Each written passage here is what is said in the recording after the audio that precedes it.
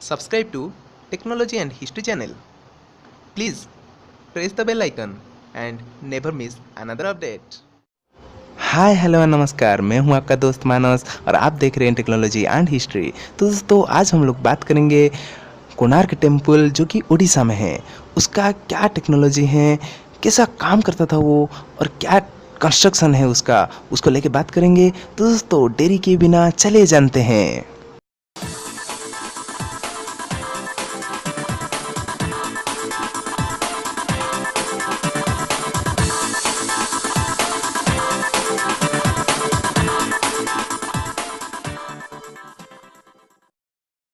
तो दोस्तों कोणार्क मंदिर जो कि उड़ीसा का पुरी से 30 किलोमीटर दूरी पे है और जिसको बनाए थे लांगुडा नरसिंहदेव ने, और जिसका मीनिंग संस्कृत में कोना मीन्स एंगल और कॉर्नर एंड आर्क मीन्स सूर्य। तो डायरेक्टली ये सूर्यदेव का मंदिर है, इसका नाम से ही पता चल जाता है। तो दोस्तों ये चंद्रभागा एक रिवर है जो कि उड़ीसा में है, जिसका पास में ही ये बनाया हुआ था, बिल्कुल नज़दीक में ही बनाया हुआ था और वहाँ पर समंदर भी था जो अभी दूर में चला गया है। तो दोस्तों ये पूरा ही उड़ीसा और कलिंग का ट्रेडिशन पे बनाया हुआ एक मंदिर था। तो दोस्तों इसका जो मंदिर था, मेन टेम्पल 229 फीट का था, यानी कि 70 मीटर, जो कि कड़ा पहाड़ ने 1568 में उसको तोड़ दिया था और इसका बचा हुआ हिस्सा 1837 में गिर गया था। और अभी आप जो देख पाते हैं वो है जगमोहन, जो कि 128 फीट यानी कि 39 मीटर है। तो दोस्तों रविंद्र टैगोर ने इसको देखते हुए बोले थे, here the language of stone suppresses the language of human. तो दोस्तों इसको बनाने के लिए Bishu Maharana the main architecture and उसका 1200 वर्कर्स बनाए थे। इसको बनाने के लिए 12 साल लगा था और इसको पूरा करने के लिए उसके ऊपर एक दधी नदी लगाना था जिसको कोई भी नहीं कर पा रहा था।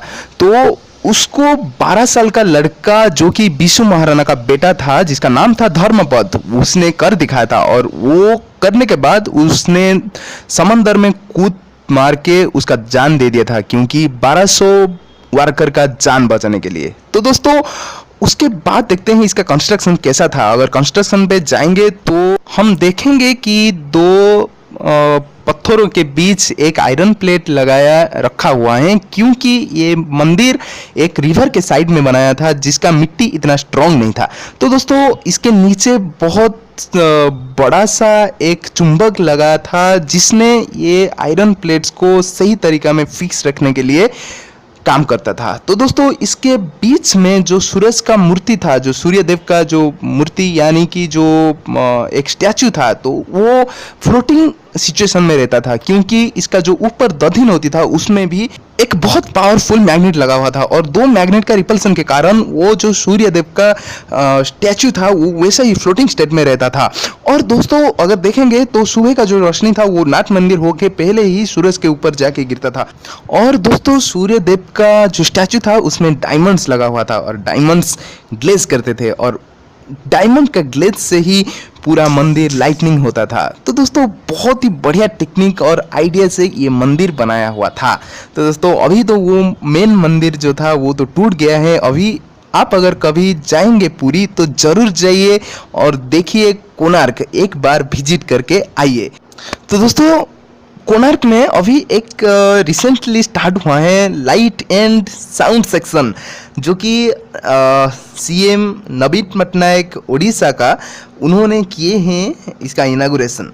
तो दोस्तों ये एक 5.5 करोड़ का प्रोजेक्ट है और इसमें रहता है 250 ऑडियंस के लिए सीट।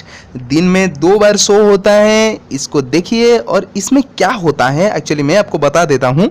एक एनिमेटेड वीडियो है और इसमें वॉइस चलता है, वॉइस यानी कि साउंड सिस्टम चलता है, जो कि इंग्लिश, हिंदी और उड़िया 3 लैंग्वेज में अवेलेबल है। और इंग्लिश में कबीर बेदी जी ने वॉइस दिए हैं और हिंदी में शेखर सुमन जी ने वॉइस दिए हैं और उड़िया में विजय महांती जी ने वॉइस दिए हैं। तो दोस्तों इसमें दिखाया जाता है आज तक कोणार्क का क्या क्या स्टोरी है, कैसा बनाया हुआ था, क्यों बनाया इसको लांगुडा नरसिंहदेव ने, और क्या था इसके पीछे का स्टोरी, और आज तक ये ऐसा स्टेज में क्यों है और क्या है इसके पीछे का स्टोरी, सब कुछ इसमें सुनाई जाता है। तो दोस्तों आई थिंक ये बहुत ही बढ़िया प्रोजेक्ट है जो कि उड़ीसा में स्टार्ट हुआ था पहले धौलीगिरी में, और अभी यहाँ पर स्टार्ट हुआ है कोणार्क में लाइट एंड साउंड शो। आप कभी जाएंगे तो देखेंगे पूरा का पूरा कैसे स्टोरी है इसका कोणार्क। आज तो मैं बहुत ही कम बताया हूँ इसके बारे में, जितना बताएंगे उतना लंबा ही लंबा है इसका स्टोरी।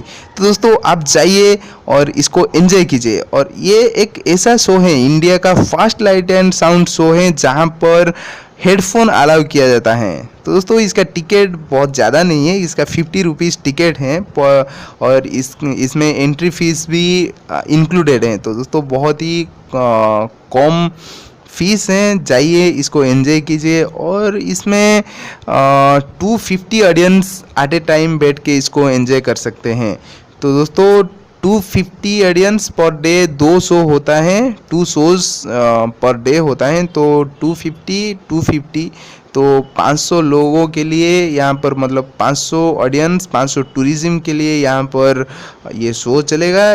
इसके बाद ये इंक्रीज़ हो सकता है, आई थिंक कि इंक्रीज़ होगा ही, ऑडियंस का डिमांड को देख के ये शायद इंक्रीज़ होगा।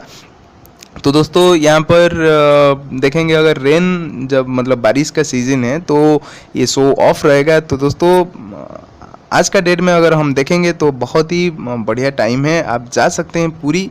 पूरी से ये 30 किलोमीटर का दूर में है, तो जाइए इसको एंजॉय कीजिए, आपके फैमिली लेके जाइए, फैमिली के साथ घूम के आइए पुरी का ये अद्भुत कोणार्क टेम्पल।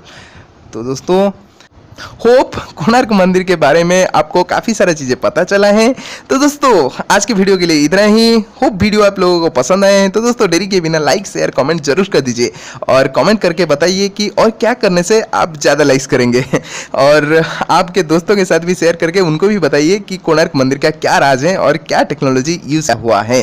तो दोस्तों अगर अभी तक आप सब्सक्राइब नहीं किए हैं मेरे चैनल को तो सब्सक्राइब जरूर कर दीजिए, क्योंकि मैं इस तरह का वीडियो आपके लिए लेकर आता रहता हूं।